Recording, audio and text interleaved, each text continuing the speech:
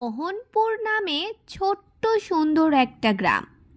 গ্রামটা অনেক সুন্দর হলেও এই গ্রামের একটা খারাপ দিকও রয়েছে, যা শুনলে তোমাদের গা ছমছম করে উঠবে।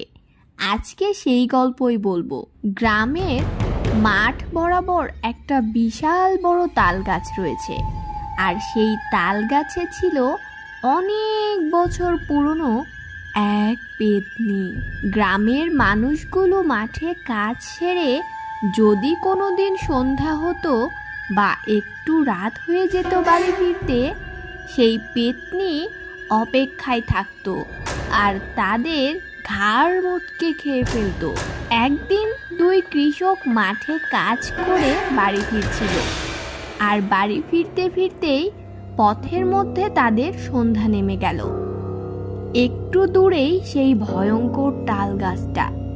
দুজন কৃষক নিজেদের মধ্যে বলাবলি করছিল, ভাই, আজকে আমাদের কপালে কি যে আছে জানি না। কাজ করতে করতে কখন যে বেলা ডুবে গেল বুঝতেই পারলাম না।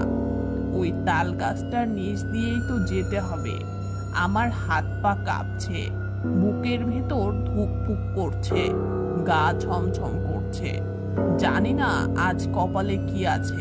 আরে ভাই, তুমি মিছে মিছি ভয় করছো। কিছু হবে না, আমি তো আছি তোমার সাথে। চলো, আল্লাহর নাম নিয়ে আমরা জোর পায়ে হাঁটা দিই। কিছু দূর যেতেই যেই না তাল গাছটার কাছাকাছি এসেছে, একটা বিকট সাউন্ড তারা শুনতে পেল। কি মজা! কতদিন পর দুইটা মানুষের ছা পেয়েছি, আজ মজা করে খাবো। খাবো রে খাবো, মজা করে তোদের খাবো, এবার খাবো। কি আনন্দ আকাশে বাতাসে! পেতনির এমন বিকট রূপ দেখে আর তাথই তাথই নাচ দেখে কৃষক দুটো প্রাণের ভয়ে দিল ভোঁদৌড়। এক দৌড়ে তারা পৌঁছে গেল লোকালয়ে, আর এবারের মতো প্রাণে বেঁচে গেল। ছোট্ট বন্ধুরা, আমাদের এই ছোট্ট গল্পটা তোমাদের কেমন লাগলো অবশ্যই কমেন্টে জানাবে। এই ভিডিওটা ভালো লেগে থাকলে আমাদের চ্যানেলটা সাবস্ক্রাইব করে দিও কিন্তু।